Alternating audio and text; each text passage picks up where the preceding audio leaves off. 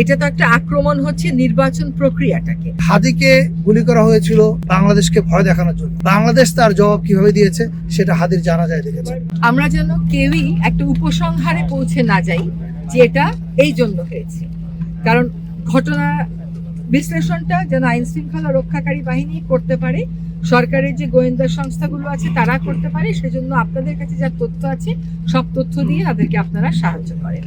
সরকার সকল সম্ভাবনাকে মাথায় রাখছে এবং একটা কথা বলে আমি আশ্বস্ত করতে চাই যে এই ঘটনার সাথে যারাই জড়িত থাকুক না কেন, যাদের ব্যাপারেই আমরা তথ্য প্রমাণ পাবো, আমাদের তদন্তে এটা উঠে আসবে, তাদের সকলের বিরুদ্ধেই ব্যবস্থা গ্রহণ করা হবে এবং সেটা দৃশ্যমান। নতুন করে চিহ্নিত করার এখানে তো সুযোগ নেই।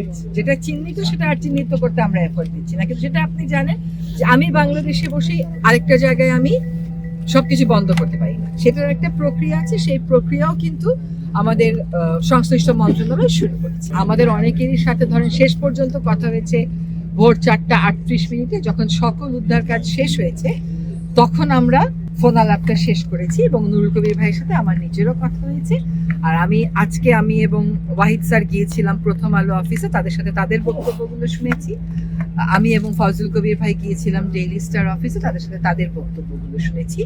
কারণ আমরা বুঝতে পারছি যে এটা তো একটা আক্রমণ হচ্ছে নির্বাচন প্রক্রিয়াটাকে, এটা একটা আক্রমণ হচ্ছে গণতান্ত্রিক প্রক্রিয়াটার উপর এবং গণতন্ত্রকে সুসংহত করতে যে প্রতিষ্ঠানগুলো যে মানুষগুলো ভূমিকা রাখছিল তাদের উপরে এই আক্রমণটা হচ্ছে। ফলে আমরা অবশ্যই যতটুকু সতর্ক ছিলাম সতর্কতার মাত্রা আরো বাড়িয়ে, প্রস্তুতির মাত্রা আরো বাড়িয়ে দিয়ে এই যে ঘটনাগুলো ঘটছে এগুলো তো ভয় দেখানোর জন্য, যাতে গণতান্ত্রিক যে ডেমোক্রেটিক ট্রানজিশন হওয়ার কথা সেটা যেন না হয়।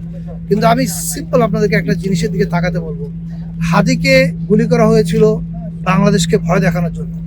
বাংলাদেশ তার জবাব কিভাবে দিয়েছে সেটা হাদির জানা যায় দেখেছে। সো আই থিঙ্ক এখানে উত্তরটা আছে, কোনো কিছু দিয়ে ভয় দেখানো যাবে না, ডেমোক্রেটিক ট্রানজিশন এবং ইলেকশন হবে।